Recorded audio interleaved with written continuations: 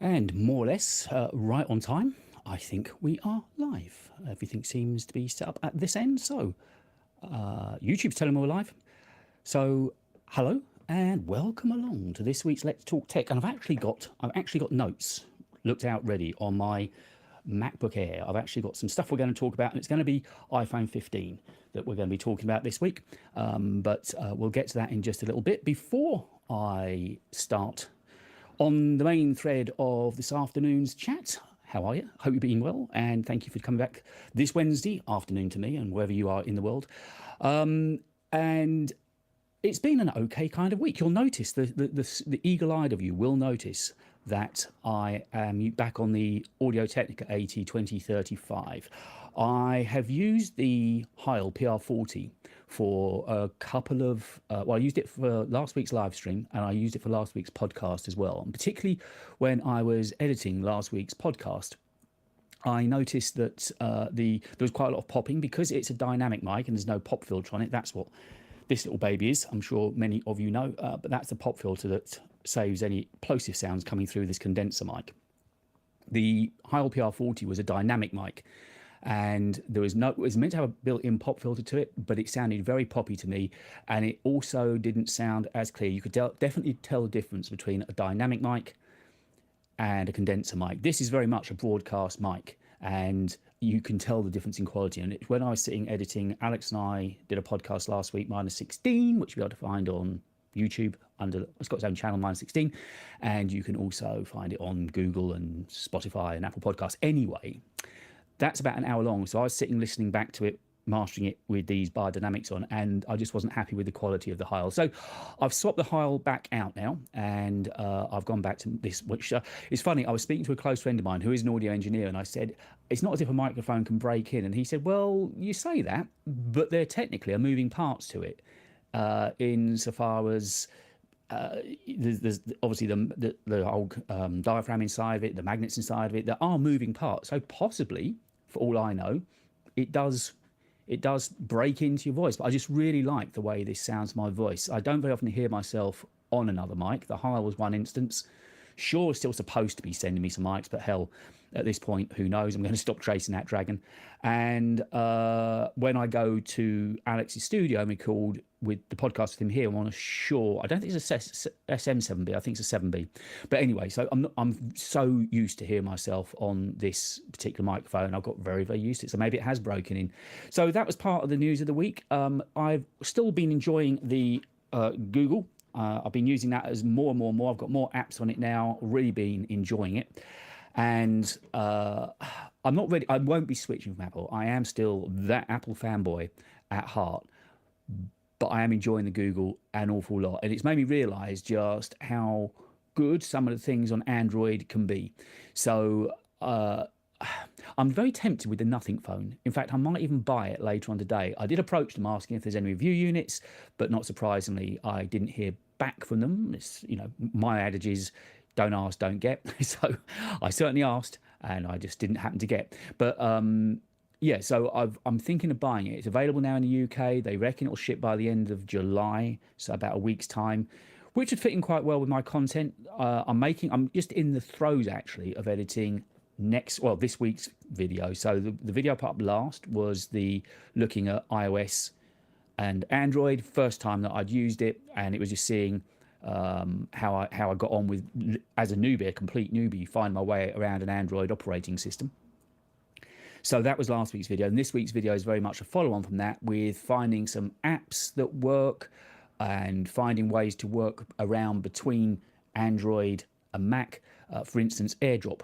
I have found a workaround for that. Also, the universal clipboard that I absolutely adore on Mac and on iOS. I found a workaround for that. And if you want to find the apps that I'm talking about, then the video should be up, I would hope, tomorrow. If I look a little bit dark-eyed, I had a very late night of it. I was working. I worked till 8:30. Then I took a break for a couple of hours, and then I came back to editing the video at about 11 and worked till about 1:30, 1:45. So if the eyes look a little bit sad and baggy, I apologise, but it's all in the name of trying to make good content and good videos. So this week's video is now another week on, and how I'm finding it with Android and the workarounds that I found. And then next week, I'm thinking, as I say, I might buy the Nothing phone. The trouble is, at a channel this size, I'm having to, hey, hope I can make this one. Looking forward to it. Hey, Alex, I was just talking about you actually, and the fact that when I come to you, I hear myself on your mic, on your Shure. Is it an SM7? You use the SM7B, and I think I use the SM7 because I've switched back from the Heil. You will know from the voicemail, the voice message that I sent you, that I didn't like the sound that the Heil PR40 was making. Very poppy, lots of plosives. And George is in as well. Top 5 Android apps for an iPhone user. Sounds like a good idea to me. Yep, it's coming. It's not the title of it. I have got the title worked out, actually. Hold on. The title I think I'm going to go with for next week's video, because I've been strategizing and planning. So the first few words I mentioned in the video are in the title. And at the moment, the title is iPhone versus Pixel 7, the good and the bad.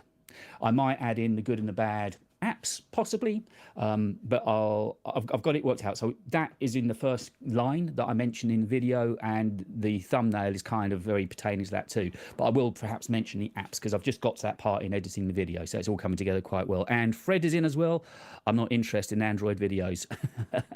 Well, it's not purely Android, but I tell you what it's done, Fred. It's given me a great perspective. The video that I put up last week was very much talking Apple and Android. Now, I'm not for a moment saying I'm ready to switch to Android.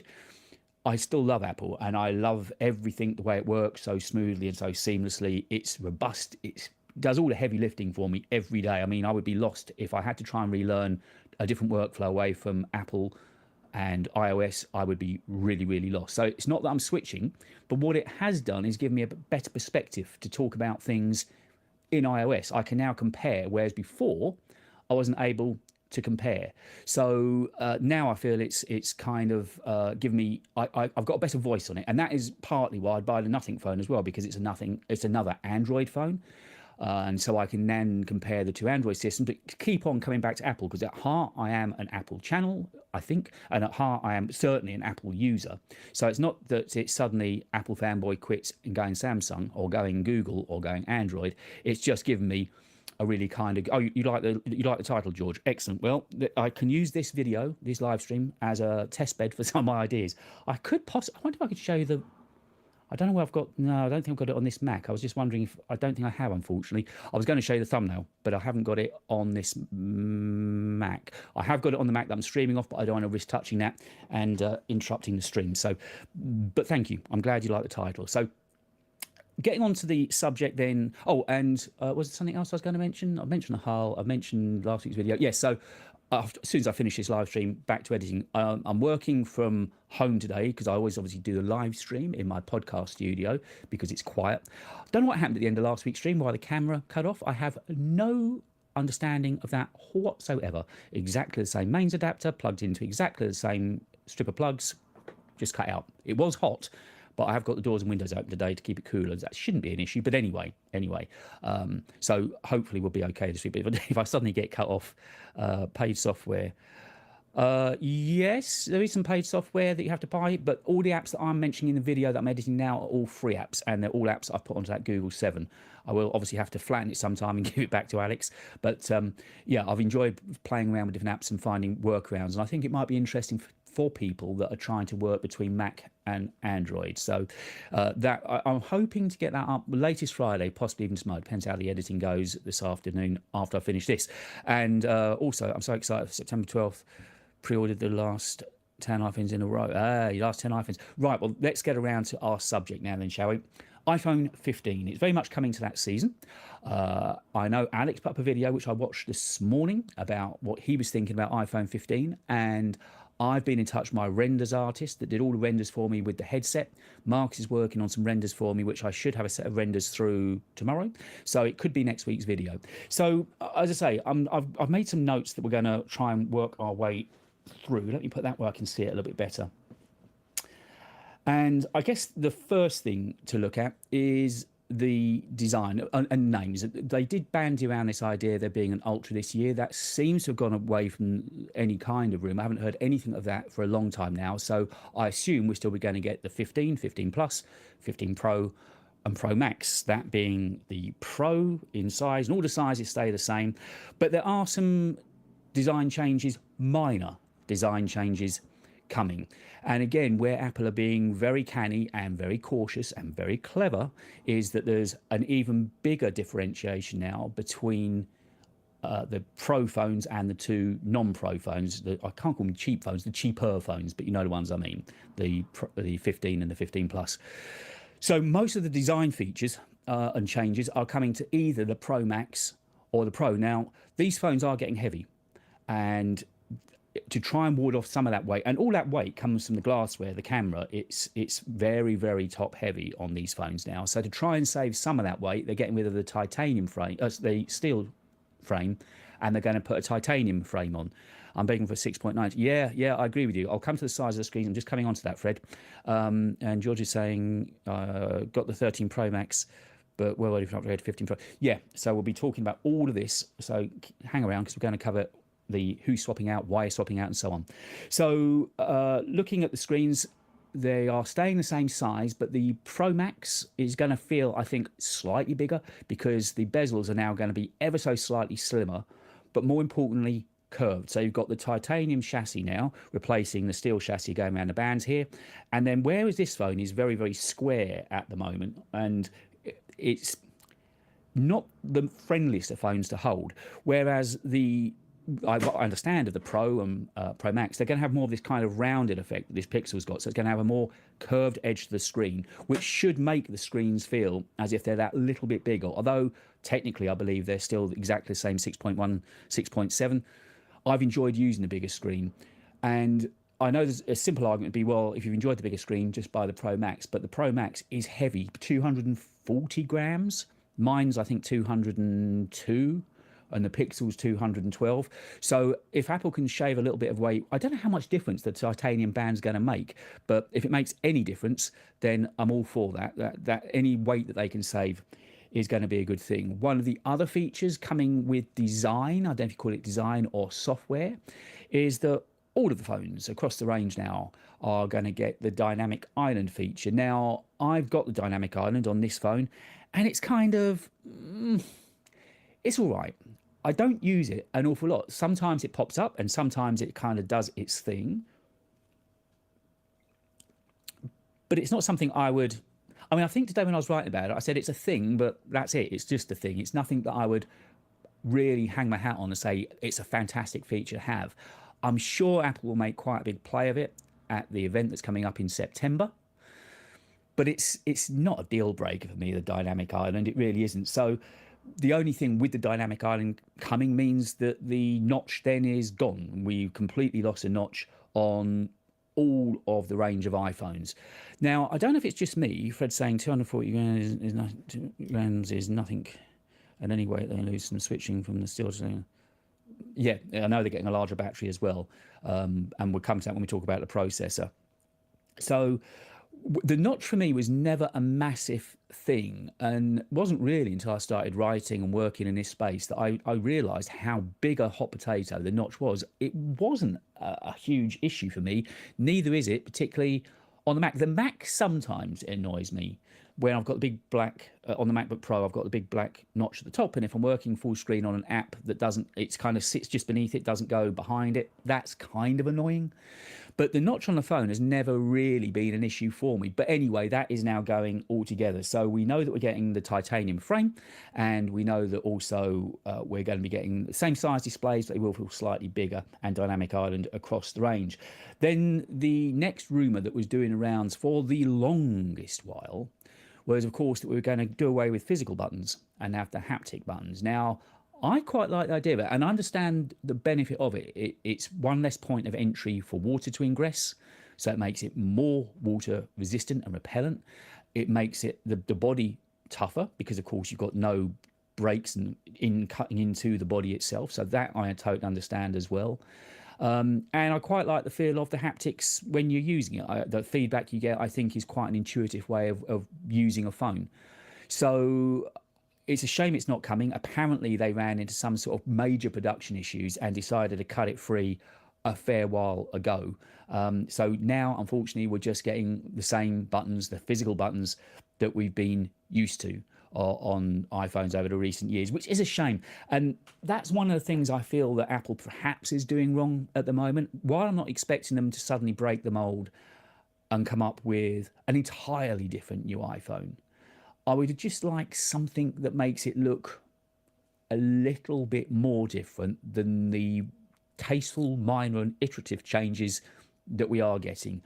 I've got a feeling it's going to look very, very similar indeed from the outside. The curved screen could make it look different on the Pros and Pro Maxes, but the 15 and 15 Plus, I think, are going to look almost identical to the current phone. So I get that it is their look. Every manufacturer has its look, and you have to run it for so many years. And it's like with AirPods, you know, as soon as you see somebody wearing AirPods, they are AirPods. They're a classic and iconic design. It's just now that I feel Apple's design is perhaps being a little bit safe and perhaps just a little bit staid. So whereas I'd like to see them change things up a little bit from everything that we're gathering now, and by this point in the rumour mill, we're pretty locked on as to what we're going to be getting.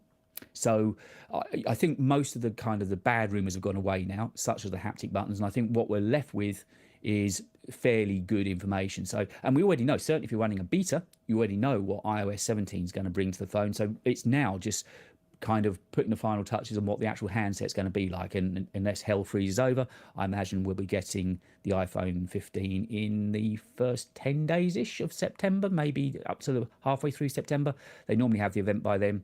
The only thing I don't like about the event is it means that summer's coming to an end. It's really exciting, and I love it, but it means that summer's coming to an end. But anyway, not talking about that. So the next big change, of course, that is coming to iPhone 15, the big one that everyone's wanted, is USB-C, and it will be a great thing to see the lightning cable go. Now, I've recently switched to Belkin. I don't think you can quite see it on the screen there, but I've switched to a Belkin MagSafe charging tree, so I can charge my AirPods, my Apple Watch, and the phone all at one go. It's neat, it's wire-free, and it looks really good, does its job ever so well, and charges really quickly as well. So it won't affect me as directly, but the one, certainly from a charging point of view, but the charging qualifications, event September 12th. Okay, thank you, Fred. Yep, there we go. So September 12th, date in your diary. I know where I'll be sitting watching that event then, and then try to make content quickly after it. So the charging speeds across the entire range are exactly the same.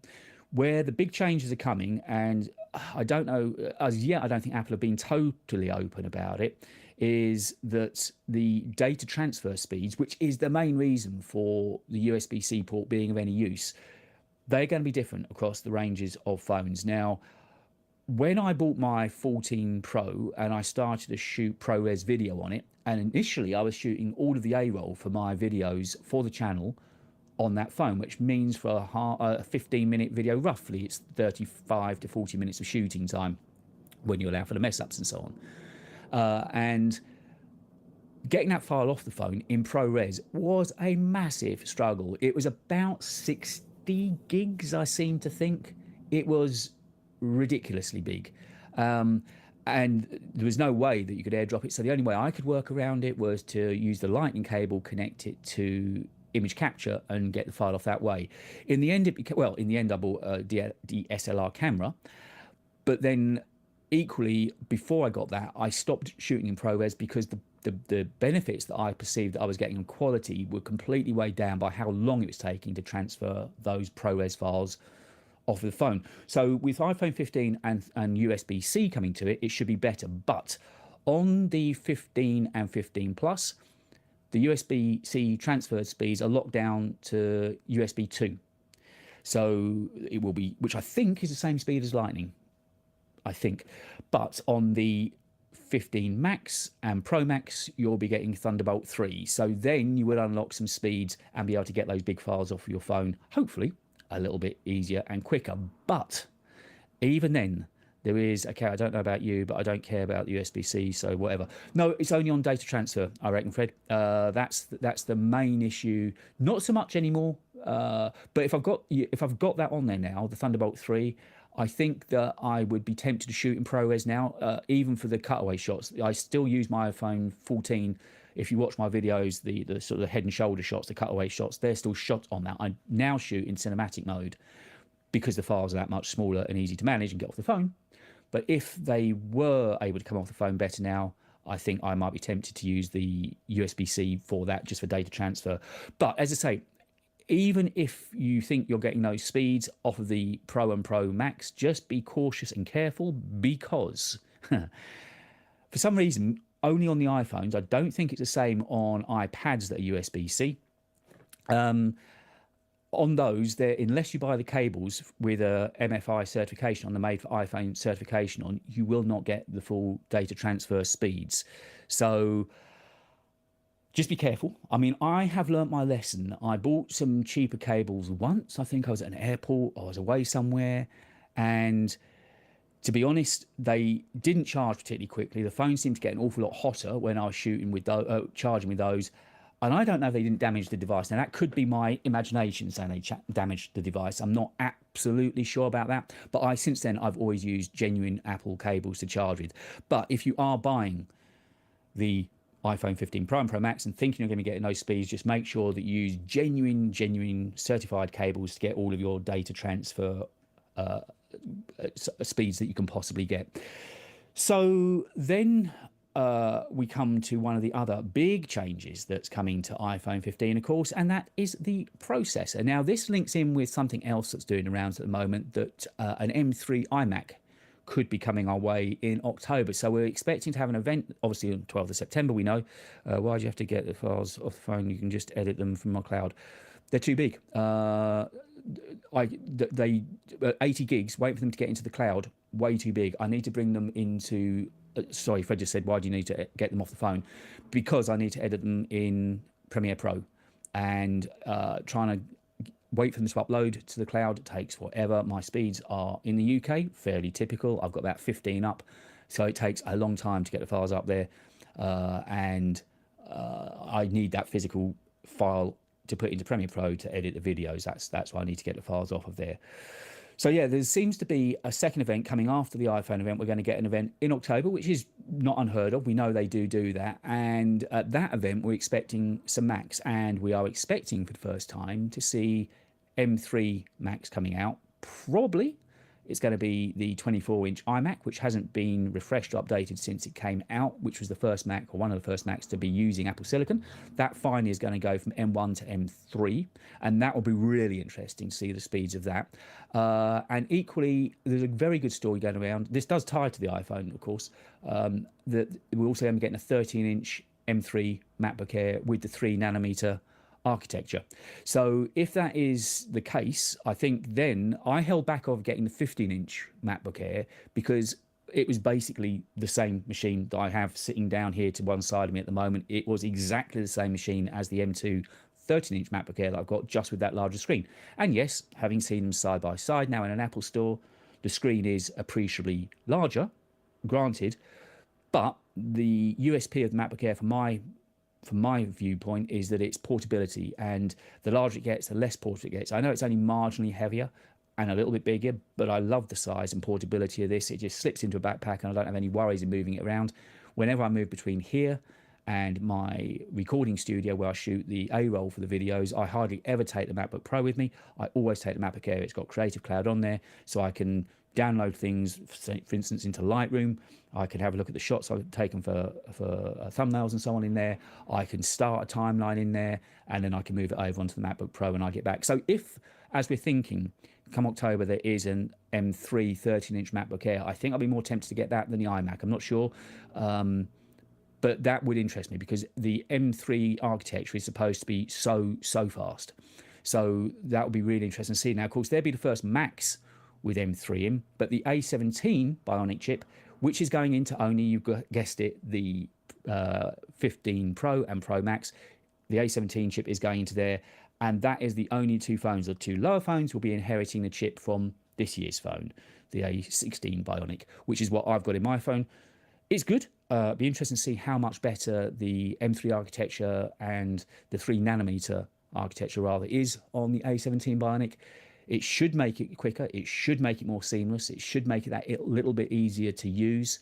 So hopefully all those changes will make the phone even better. And the other thing that it's going to do, apart from making it snappier and sharper and better to use, is that it should have even better battery life, because one of the big things, certainly on the Macs, they're talking about a 35% efficiency increase. Now, if that carries through to an iPhone, and as we've already discussed, 15 up is crazy slow. Yeah, exactly. Fred, feel my pain. Now, I'm just breaking out the subject a minute. If I could spin the camera, I would. Obviously, data to me is massively, massively important. And what I really want is full fibre to the door. My current provider doesn't supply it here. But just outside, there is a whole load of roadworks going on. And I've got signs all up and down it saying full fibre being laid. So I can see the fibre. I just can't get it here. But the minute I can get fibre to the door, I'm going to get ordering my full 1,000 up, 1,000 down. Then, absolutely, getting the files up to the cloud shouldn't be an issue. But now, Fred, you can really feel my pain point, that it is crazy, crazy slow trying to wait for 15 gigs up to get those kind of file sizes up. And Alex, a very good afternoon to you, sir. I watched your video this morning where you were talking about what iPhone 15 could do to tempt you. Interesting. I wrote about it this morning. If you want to read that blog, you can find it over on Medium, or even on my website, talkingtechandaudio.com. And I think I'll be making a video. But I just thought, as iPhone 15 seems to be quite current at the moment, that I thought it was worth doing a live stream about it today. I know it's been quite a quiet day at the moment, actually, but that's not a problem. I just wanted to get on and talk about the iPhone 15. And of course, you want to watch it back later on, it'll be there to watch as well. So yes, they are laying full fibre right outside my door. I can't even get 5G here. I did look into that as well, but there is no 5G. So I'm stuck with the provider I've got, and this is the best speeds that I can get, 70 odd down and 15 up, with everything else switched off.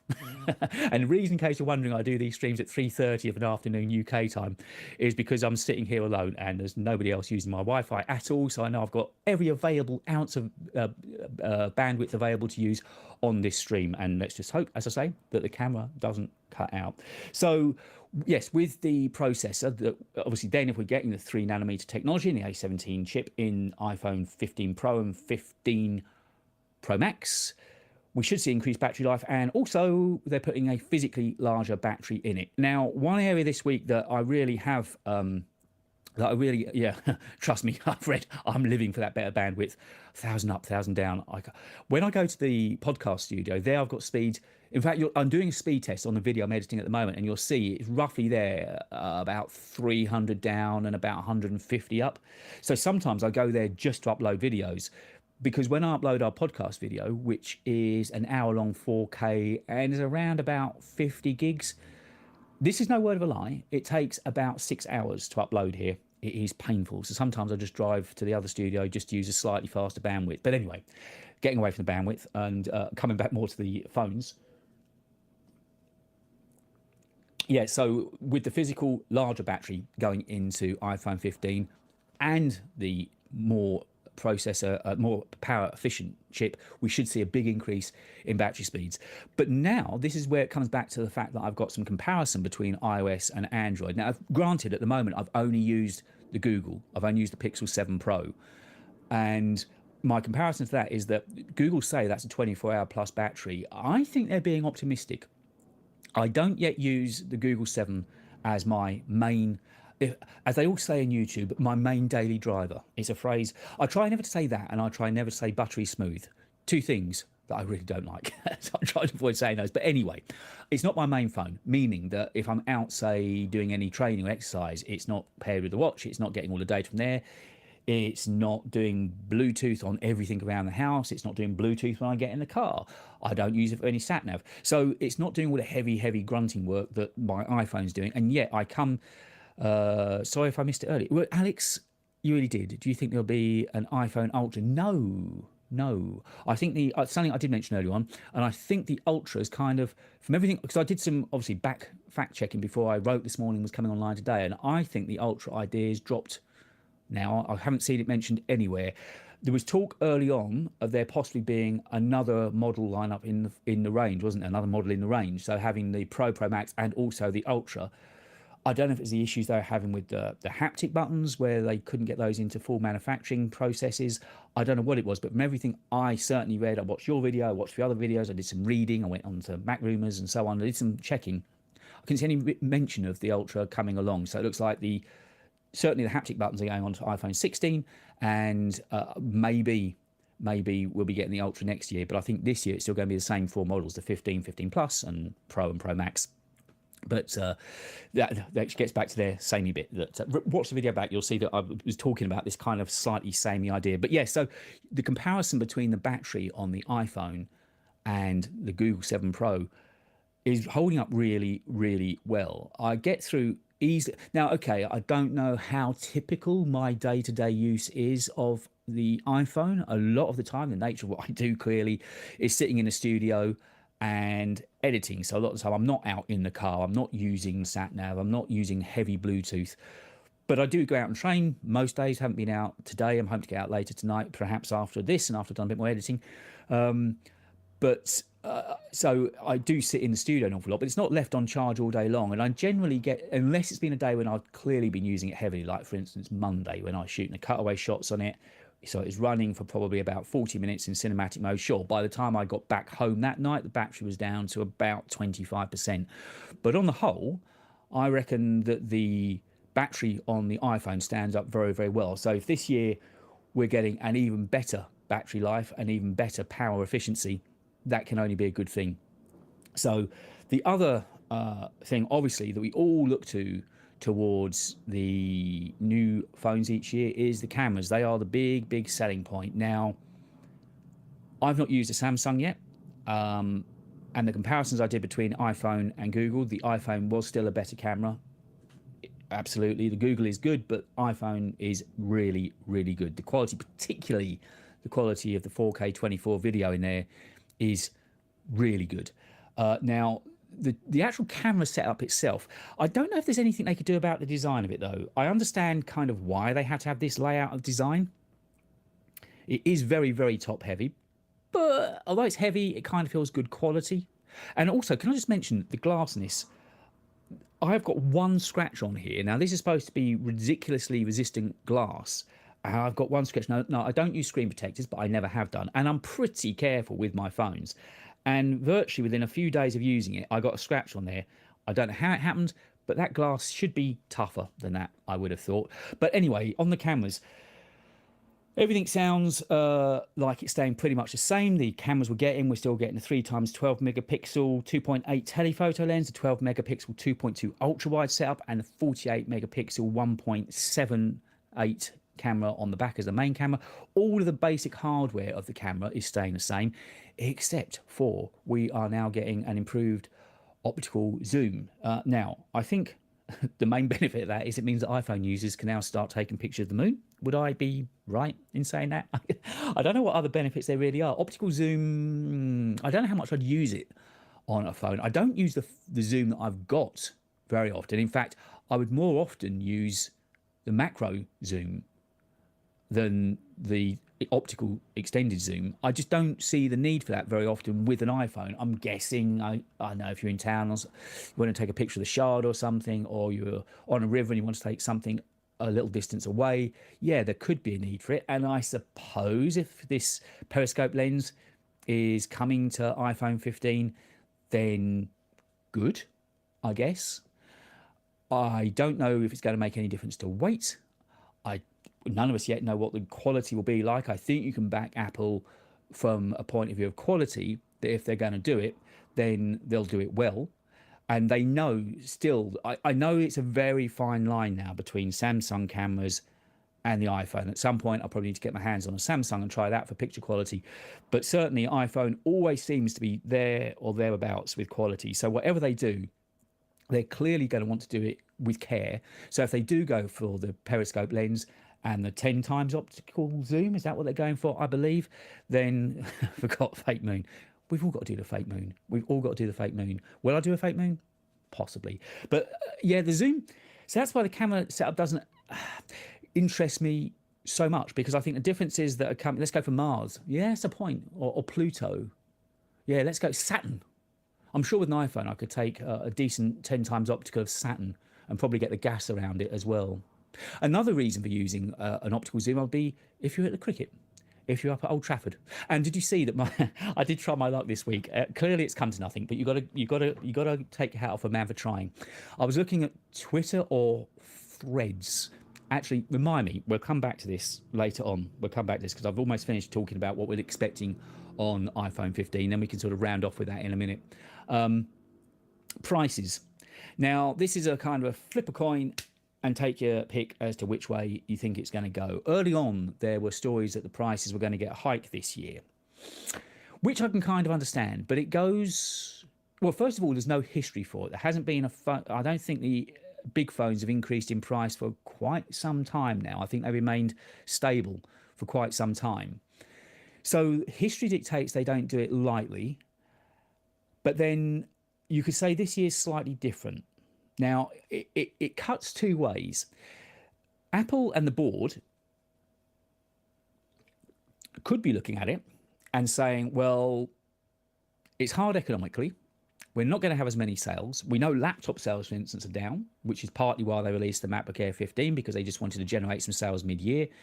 So they could be thinking, well, yeah, there's less disposable income. Everyone's struggling with the cost of living crisis. We expect, even though Apple's demographic still has their disposable income more than most, there is a school of thought where they could say, look, we know times are hard, but we're going to have less sales. So what we need to do is put the price of the iPhone up to protect our bottom line. So we're going to increase the margins. So even if we sell less units, we've still got a healthy bottom line. That is one way they could look at it. Of course, the other side of that is they might decide to look at it and say, okay, there's less disposable income. There's less money out there. People are less likely to buy. So perhaps what we need to do this year is to hold status quo, to hold place on where we are with the price, which, if you were to ask me, my guess is as good as yours. But if you were to ask me, I think that's the way they would probably go, and hold the prices stable. Because if you look down the new features that we're getting, well, the new chip we get every year anyway in the Pro and Pro Max, so that's no different.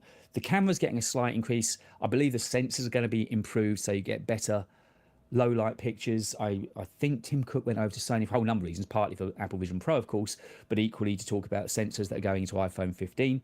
So we're getting the new processor, a slightly improved camera, we're getting some new colors, but colors, whatever, doesn't make that much of a difference. Dynamic island. So there's not that much new that's coming to iPhone, which makes me think they'll find it harder to excuse this year a price hike. If it was a year where there was something major and revolutionary and they could show everything they'd done to improve or make the iPhone radically different, then I get that. It's going to be a super cycle this year with more sales than other years, with India now going... Yeah, I mean, obviously having the Apple market online, I think they've got 2 stores in Apple now, haven't they? That will make a big difference. But I still believe that they're going to keep the prices the same. I could be wrong. You could look back at this stream in 6 weeks' time and say, what the hell was I talking about? But I think they'll probably decide to hold the prices even just for this year and then look to possibly make an increase next year. Because then if we get, say, the haptic buttons, that's something you can physically see, click, no, it's different. And I think then there's more of an excuse. Just see ourselves through this tricky period that we're all finding ourselves in, and then next year maybe there'll be the price hike then. So I think the one thing that comes through with it for me is that Apple still feel as if they're going to be playing it a little bit safe. Now, as I said at the beginning, I am... If you could see in here now, I've got my iPhone 14 Pro, I've got a 16-inch MacBook Pro, I've got an M2 MacBook Air and a studio display behind me, and the AirPods Pro sitting there as well. I think I'm a paid-up member of the Apple fan club. I think I've done my time. So I'm not leaving anytime soon. Yes, using an Android phone has opened my eyes up to things that may be better or could be different at least. And where I think Apple are falling behind slightly is not opening their eyes up to the possibility of change and to the possibility of what they could do different. Now, I mentioned this early on with the design. They're clearly not going to do anything radical.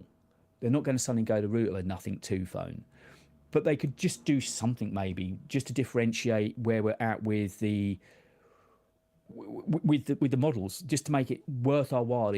I think if they can come up with something that made it look that little bit different, I'm struggling to put it into words exactly what I mean, but I think they need to make something that looks aesthetically different from the outside, not just the inside, from the outside, so you can immediately tell it's a new model and just refresh things. You know the way that a car, for instance, say a BMW, will always look like a BMW, but recently they've changed their front grille. It's subtle, but you can just tell it's this year's model year. And I think that's the same kind of thing I'd like to see with iPhone, something minor. Maybe the titanium chassis will do it. Maybe that frame will be the difference. Maybe it will feel and look different. And they're also talking about bringing the frosted glass that's on the back of iPhone Pros and Pro Maxes to the other two phones as well. So maybe it will feel different. I don't know. But wait a minute. How is the Nothing phone radical? How's it radical? I think everything from the back of the design, the way that the lights glow, the way that the charging glows, semi see through, not so much from the front of it. I like the way that their icons are actual made up of the matrix dots. I think that's quite nice styling. That's why I'm thinking of getting one, so I can better judge it. I've watched some videos on it, and I think that it is just a different design. You can't help but look at the back of that phone and think it looks different. I'm not saying better, but different. And until I get my hands on, I don't know what the quality's like. Fred, you're hard to please. You don't like the frosted glass either. It feels lovely. It feels really good quality. Having these two phones sitting side by side, every day of the week, I'd rather go for the frosted glass on that than the gloss glass on that. Also, it makes it feel safer to hold. Fred, you're a very hard man to please, aren't you? Maybe you should design a phone. Get all your wish lists in there. So, yeah, I just think that they could do something a little bit different. And I think that card wheel is probably a very good analogy. So I was mentioning a minute ago that you can't blame me for trying. I did reach out to Nothing this week. I did send them an email saying, when's the phone coming out? They said, if you buy it today, you'll have it for the end of the month. I haven't bought it yet, but I might well buy it later on today. And then I said, have you got any press review units? And they said, we'll get back to you. I followed it up yesterday. If we're interested, we'll get back to you. So I'm assuming they're not going to get back to me. I totally get that. Again, I tried. No harm in trying. But that's always my adage. You've got to try. You've got to ask. If you don't ask, you don't get. So this week, following through on that, I was sitting on Twitter or Threads. I don't know what you're finding Threads like. I'm finding it pretty tedious.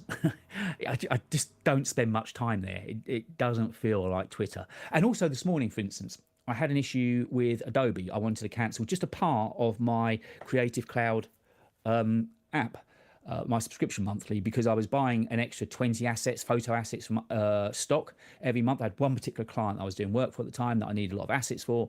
So I subscribed to it. I'm no longer doing work for them. So it's just a waste of money each month. So I couldn't find how to cancel just that part of it, which was very well secreted. But I got in touch via Twitter.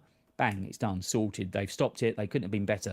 That's where Twitter really wins out. And if you want to reach out to brands, I reached out to Rode last week. Again, I haven't heard back, but I reached out to Rode. Do all sorts of things through Twitter. It's a great place to be seen.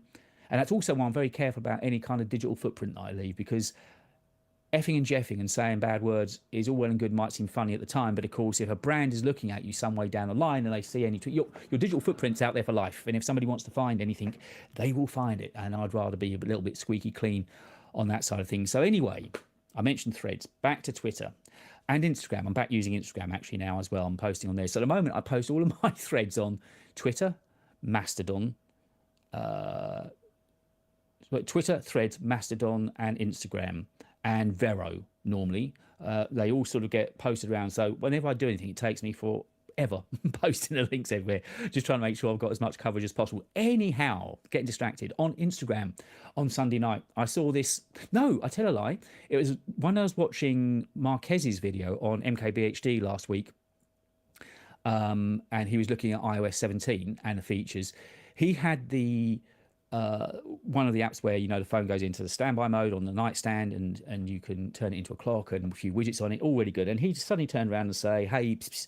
Oh, that's the other thing I've got. I've also got HomePod, so I won't say that. But he asked what the weather in Manchester was going to be like. Well, initially I just assumed it's going to be Manchester, somewhere in Virginia or something, like they've got Richmond over there. But no, it was Manchester, England, he said. So I thought, interesting. He should have picked that up out of nowhere. Then I noticed at the weekend he was travelling, and he's now at the Open in Manchester. I should be able to name the golf course, but I can't. But anyway, it's up in Manchester, I think, very near to where the cricket's being played at the moment. He's up there. Now, of course, Marquez hasn't just turned up as a paid spectator. I think the way golf runs is that it starts on a Thursday, Friday and finishes Saturday, Sunday. And there's normally pro-ams on the Tuesday and Wednesday. And he was playing in some of the pro-ams. So I saw some of his pictures, finding it was in the UK. So then I just decided to send a tweet at him, and sorry, that was very poor diction, and at him, and say, well, why in the UK, do you fancy hitting up an interview? Obviously, I've not heard back. But I just thought, you know what? If I don't ask again, I don't get. It's got to be worth a try. You never know. He might get bored. He might be in his hotel one night. He might be looking through his mentions. You never know. And I don't spill anything on my 14, so I don't know. So what you're saying, Fred? I don't know what it's doing. Scratch glossy under frosted glass. I first thought it was the pineapple juice I spilled on my iPhone 12, but that wouldn't help. But it's happened on the 14 Pro Max. Yeah, I haven't found the back glass to be a problem. It's the front glass. I think Gorilla Glass, isn't it called? I found that to be quite temperamental. And I saw there was a forum I read on a subreddit that I saw mentioning that the glass on the 14s Pros and Pro Maxes certainly wasn't quite the quality it would have been expected of. We'll see with the 15s any better. I've only had one scratch. I only had that one scratch. Don't know why. But equally now, of course, I'm going keyless a lot of the time, which is something I do like about iPhone. Now, I know you can get Android Automotive. I recently had to change cars, and when I changed cars, being the geek that I am, I said, oh, I'd really like to have Apple Car Key. So I made sure Apple Car Key in it, which then, of course, meant that I've got Apple Car Play as well. And this car is actually slightly better than the last car that I had. This is now, I used to hate having to have a lightning cable connected to the car because it was just messy having that cable kicking around. That's now gone. It's wireless. I did ask the woman that I was dealing with when I bought the car, how have you found the wireless? She said that it was okay, but of course it's not until you start using it all the time you really know what it's going to be like. And it's been absolutely fine. It's been 100% fine. I think I had one dropout sometime when I had to use a lightning cable, but other than that, it's been really, really good Wi-Fi, and it means I can go keyless. I love the idea of a keyless future. I'm so taken by it that I'm going to look into getting a front door lock to go keyless as well. When I last looked, they were stupid expensive, but they may well have come down now. I know a couple of men that might be able to, I'm used to doing stuff myself like that, but I know somebody that might be able to come around and do it for me. And I love the idea of going keyless. It's safer because you're taking less keys with you. So if you're going out for the day, it's one less key to get lost, one less key to get stolen or left behind. And it's just more convenient. It's more comfortable. You're not constantly thinking, where have I got things, and having to put things in pockets in backpacks or in jeans. If you're traveling, it's so much better. The only thing is, now I know, for instance, that the Teslas have keyless technology, and I don't know how much better it is than the car that I've got. With the car that I've got, you're very limited on the technology. For instance, you know that sort of kicky flicky thing you can do under the boot to open the boot up, which we've come back with a couple of packs of water and stuff to the car. That kicky flicky thing, I'm sure there's another name for it, is really, really useful. With keyless, you don't get that option. That's one of the big bugbears I really don't like about it. And also with the key in your pocket, as you walk away from the car, it locks. As you approach the car, the vanity lights come on and the doors unlock and the mirrors pop out and all that. But again, if you're going keyless, it doesn't do that. Now, I can't believe they couldn't fix that with some sort of software update. And I did suggest that to the guys at the dealership I bought the car from, that I thought possibly updating the software so that the keyless technology was more complete and better, I think could only be a good idea. So the keyless advances we're making, I really love. And if I can go keyless with the front door and keyless with the car, honestly, I don't need to take any keys with me then, which I just think is fantastic. But I'm sure it was a key that probably made that one singular scratch on my iPhone 14. I'm absolutely certain it must be. I never carry a lot of keys, but I'm certain it can be the only thing. I don't carry pocket knives or anything. I don't carry change. I haven't carried cash and money for a very long time. So I don't know what else it could possibly have been. But yeah, so I'm hoping that when they get the phones out this year, they'll be slightly better. Some of the other features, by the way, that I don't know if Apple would ever consider. I'm considering more for the use of the channel than for my own personal desire and use, is to maybe try an iPad. I've never been a heavy iPad user. Now, the one area that I could see that it would possibly be really good to use is for Lightroom and Photoshop. I use those two apps every day. I've got always all the thumbnails start being shot raw on the Canon, and then I take the raw photos into Lightroom, do some edits in there, take them from Lightroom, finish them up into Photoshop, and I make the thumbnail in Photoshop. So I believe working on an iPad with the Apple Pencil would be probably a great addition to my workflow. So I'm thinking about trying an iPad. I've never used an iPad properly. The only iPad I've ever had has been an iPad Mini. Now, it's the other big calling cards of Final Cut, for instance, coming to iPad. That's not going to affect me because I'm a Premiere user. And Logic, again, I use Audition. So the fact they brought Logic and Final Cut to the iPad isn't going to be a massive swing for me. That doesn't interest me so much. But I think the Apple Pencil and being able to edit in a very granular style on an iPad, that could interest me. It's just, I think that where the iPad and the MacBook Air sit in my workflow is very, very close. But if I start to earn a couple of more quid out of YouTube and I can afford to buy these things, which that's the thing, I'm not looking to keep any money that I make out of this channel for myself. I actually want to reinvest it back into the channel. So if you fancy a super chat, even if you're watching this back and you fancy a super chat or super like, any of that would really help me. Any money that I get goes straight back into the channel just to try and buy these devices to put on there. So I am thinking of going the route of iPad. Never used one properly. Steve, hello, Steve, you're in as well. We haven't got long to go, actually. I normally run these for about an hour, but Steve, in fact, I think it was you, Steve. I'm just at the point, you would have missed it earlier on, I'm just at the point of editing the next video that's going to go up. I'm at the point of the video where I'm mentioning some workarounds for Android to Mac. And I know that you sent me a couple, which I've done some recording of and shown it on the video of using Clipped and Snapdrop. They're both in there. And somebody else made some suggestions to me as well. So I'm going to include, that's just the part of the video where I've got up to editing. So that's why it's very fresh in my mind. Yes, Steve, it's lovely to see you along, and hope you can watch the rest of this live stream back and see what you think. We've been talking heavily about iPhones. The reason I brought iPad up, apart from the fact that I'm quite interested in the idea of getting an iPad and using it for production work, particularly photo work, which is where I think I would use it generally, probably watching YouTube. Yeah, at the moment, believe it or not, I'm one of those freaks that watches it on my TV. I sit down of an evening, for instance, Saturday night was a typical example. I'd spent probably about 10 or 11. I started editing our podcast around about 10 in the morning, and I finished at 8 that night. Not all podcast work. Some of it also is tidying up thumbnails and things like that, but it was all content creation work. So it's a 10-hour day. Not a problem. Yes, Steve, it's definitely in the video. Later on, it's a shorter video this week. Let me finish this other story off first. Yeah, so I spent 10 hours working in here in this studio. This is where I do virtually all of my editing. Is where I do all of my editing in here. And then I decided to finish work, go and cook some pasta. And what I go and sit and watch YouTube. Who wouldn't? You spend a day making it, then you go and spend an evening watching it. But it is, I'm not watching enough at the moment. And I know I need to watch more YouTube just to get ideas about how I like things, other people editing. And I watched Matty Harpoya last night. He put up a really interesting, he's got a podcast series where he looks behind the scenes of movie making, how they do camera effects. Really my sort of thing. I'm going to see Oppenheimer on Friday as well, because I think of myself now as a cinematographer. So anyway, yes, trying to watch more YouTube. I watch YouTube at the moment on a flat panel TV, LCD panel on the wall. So I'm thinking maybe if I've got an iPad, I've just seen Alice wake up and move. You might get a meow. We'll have to whisper just in case. Hopefully she might pipe up, she might not. If she does, I've been got away with it. I didn't have the heart to move out. She was fast asleep. She had a traumatic day yesterday. She had to go to the vets. So I'm feeling very soft and gentle. She's gone back to sleep. I think we're okay. We've only got a few minutes to run anyway. So yes, but talking about the iPad, what I'm thinking is that if you use the Apple Pencil on there, and everybody rates how good the Apple Pencil is, would it ever come, or could it double up to be used on iPad, on iPhone? I don't know.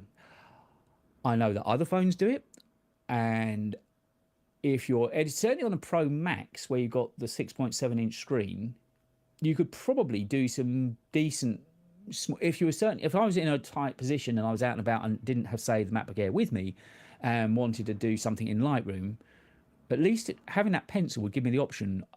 I don't think you compare the Apple Pencil to an iPhone. I don't think. But I just wonder, see, that's a sort of tiny little iterative thing they could do. It wouldn't change particularly the style of the phone. Yes, they'd probably have somewhere to port it. But outside of that, it would just be a really nice addition to the phone. It would just, I don't know, it would, what I got back to early on, it would just make it feel that little bit different, that little bit newer. So, I don't know. But, so on to the videos that are coming up then. as I mentioned, this week's video is going to be looking more at the apps that I found as workarounds and also the usability of what I've liked about iOS. Now I've compared it to Android and some of the things I think Android possibly does better. So working on that video now. It won't go out tonight for sure. The other thing that I've started doing now is using putting in subtitles to the videos, which Premiere Pro, there are some things I know that Final Cut does that it's unique at and does really, really well. For instance, the almost a green screen effect where you can just get rid of a background. That looks awesome, and I wish Premiere had that. But where Premiere wins out is on its ability to create subtitles. And I had never done this properly before. Last few times I've done it in a roundabout way. I've either waited for a Word file to update in YouTube, then you have to wait for it to get timestamps and so on. It's a real pain. It takes some time if it's a long video. But now I've learned how the correct way to do it in Premiere Pro. And if you're interested and you're looking to try and use a script as a subtitle script in Premiere, what you need to do is go to the transcript window first. Go in there, create the captions, name your speakers, and also make any typo changes. So just play your video through, read the text as it's happening, make all of the text changes in there. And then all you do, it is amazing. It's going to save so much time in the back end. You just right click and it converts it and exports it out as an SRT file. And that SRT file is all perfectly time stamped by Premiere. You just upload that to YouTube and you've got your subtitles. And once you've got subtitles in there and they're in English, then you can add other languages to them, which is what I've been doing, because it's all part of this idea of trying to give myself as much kind of data scraping and give myself as much SEO in the background as possible. Apple Pencil 3 will work with Apple Vision Pro. Yes, looking forward to that as well. I was speaking with Marcus this morning, actually. We haven't spoken in a little while. Obviously, Marcus, if you've been watching my channel and content for any while, you'll know that he and I did a lot of work earlier this year on Apple Vision Pro. And I was speaking to him this morning about these iPhone 15 vendors. And of course, we were talking. He is so juiced about the headset. He is such an enthusiastic headset AR VR wearer. He loves he's got others. He's a big, big believer. And that's why working with him has been fantastic. Not only is he great at what he does, but he understood the whole science and what goes on behind the scenes with AR, VR, the mechanics of it. It was just brilliant working with him. I learned so much from working with him that I can't wait. There's Alice, she's piping up. So we will be doing more headset. I would have thought headset videos late this year and early next. Of course, all they said at the moment is early next year for Apple Vision Pro. We don't know quite what that means. What's your best guesses? I'm thinking probably around springtime next year would be a good guess, I'd have thought. I don't know if I'm guessing they could do their own event for it as well, possibly. So it'd be interesting to see when that comes out. And then obviously we'll be making more content in the run up to that as well. With Apple Care and Canadian taxes, it's going to cost me $6,000 and I'm pre-ordering it at the very moment. I know, that's the thing. The pre-orders now are going to be insane. And of course, I know, Alice, we're doing this, they're doing this boutique fitting, aren't they? So I think that you're going to be able to order it online. But what they're really trying to do is encourage you. They're going to, certainly the store I went to in London recently, they've got a designated area that they dress up for different categories as the months roll around. So when I went, it happened to be this almost like U-shaped alcove in a corner was set up for Apple Watch. So you went in there, you had all your fitting, they'd lay out all the bands for it. It was almost like going to a Rolls-Royce car show. And they just took care of you. They laid everything out for you and you just dressed your phone up as you wanted. And I'm sure that's, yes, I know, Alice, I know. That is what they're going to do with Apple Vision. Not clearly the price Apple Vision Pro is going to be, you'd expect to be taken care of. So I think what they're going to do is have these designated boutique areas, almost like shop within a shop, where you go in and get the fitting done. Because of course you've got to get that face gasket, the seal around your face has got to be perfect. The lenses, if your glasses wear, the lenses that you buy have got to be a perfect fit as well. It's going to be a hell of an experience. And for that sort of money, you'd expect it to be treated like a lord. I'm assuming also that part of it, they'd give you some sort of introduction to the user system as well. I would have thought if you're one of the first to get your hands on it, supply is going to be way outdone by demand. We know that. So many people are going to want to get their hands on that headset the moment it comes out, just like Fredo in Canada. It's going to be insane how many people are waiting for that. I mean, obviously the hype got huge when it was launched at WWDC. It's all died down a little bit now as they go through the build where all the developers and so on are obviously working like mad in the background to try and get the ecosystem as ready as possible and up and running for when the time comes. But can you imagine when it actually finally, I mean, the hype was big enough when it was announced at WWDC. Then, of course, the press that were there managed to get their hands on it as well. Can you imagine what it's going to be like when it finally gets released? I didn't realize how excited I was for it until I started making videos about it and working with Marcus. But it is going to be just an insane piece of kit, isn't it? Absolutely insane. So hopefully it's the earlier part of next year and we don't have to wait too long. Fingers crossed. Carson Clark. Hey David, how you doing? It's Carson. It's lovely to have you on board. You just caught on as I'm about to wrap up. Actually, I was just about to say that's our time sort of done. But Carson, it's lovely to see you. I will be back next week as well. I think iCave Dave is joining me next week. We spoke about it last week. He couldn't be with us this week. He was away on business, but I think he's going to be with me next week. I think we're going to be doing it together next week. So there could be, you could get a two for the price of one. And Carson, if you want to watch it back, the video should be up there more or less immediately as soon as the stream is done. I did a different thumbnail for this week as well. Rather than using the same standard thumbnail week after week after week, I actually quickly created a thumbnail, Lightroom and Photoshop, for this. Good or bad idea? Did it catch your eye? Did it look any good? Just a thought. And do you see the post that I put up on the community where I promote it, or did it just come up on your feed, or do you put it into your calendar and you kind of know it's coming along? I know obviously these live streams are slower in building up, so that's why I'm going to stick with it for a little while yet. But it's been, in the end, it's been a really good day. As ever, I've really enjoyed it. Carson, I'll try and tune it early. It's 3:30. I don't know where you are in the world, Carson. I always start 3:30 BST in the UK. I don't know. Hopefully that works out for you, but it's lovely to see you along here, Carson. Thank you, and I hope you can watch the video back. We've talked a lot about iPhone. If there's anything you want to comment, get in touch with me. You can leave a post over on my channel, and if there's any ideas and anything you'd like me and Dave next week to talk about on the Wednesday show, thumbnail, great. So good. So the thumbnail did work. All right. In that case, it's time well spent. It was another little thing to do, but I thought rather than using the same generic thumbnail the whole time, maybe just spice it up a little bit. So yeah, West Coast, California. Hey, okay, West Coast. Yep, lovely to have you with us, Carson. So I'm guessing you're about 8 hours behind us, 6 hours behind us. We're 4:30 in the UK. So what time, just before I go away, what time are you? And Sharon B, how are you? Do you think Apple will allocate the initial Apple Vision Pro first come? I don't know. We were just talking about that, Sharon. Lovely to have you on board as well. I think you've got me on in the background while you're working, if memory serves. I don't know how they're going to allocate it. It's going to be a tough call. Will it be first come, first serve? They can't do a... I can't think they're going to do an allocation kind of system per country. I don't know how. And of course, you guys in the States, you're 8:30. Yeah, that's what I thought you were roughly around about time. Good morning to you, Carson, and good morning to you, Sharon. Of course, in the UK, we don't know when we're getting it. In the Canada is getting it at the same time as US, I believe. So you guys are going to get it before us. We don't know when we're getting it. I assume maybe summertime next year. We might have to wait a year. Alice is getting hungry again now, which is probably a good sign for me to wrap things up. Sharon, it's lovely to catch you, and Carson, you as well. Also, I was just going to say, if there's anything you want me to talk about on these Wednesday shows, just get in touch with you in a week. This is very much about you and I making this together. So if there's anything you want me to talk about, anytime during the week, drop me a line. I'll always get back to you. You can also email me, david@talkingtechandaudio.com. I'll get back to you. My cat is getting very hungry now. First saying they said the USA first, then UK and Canada. Yeah, we're going to be second wave. We're going to have to wait a little bit longer. Fred, I'm feeling your pain. Anyway, guys, thank you indeed for tuning in. I hope you can watch this stream again. Let people know that the stream's here. I'll be back with you next week. As I say, I think with iCave Dave, but definitely I'll be back with you next Wednesday, 3:30 BST. I will catch you then. Thanks for watching, and I'll see you ever so soon.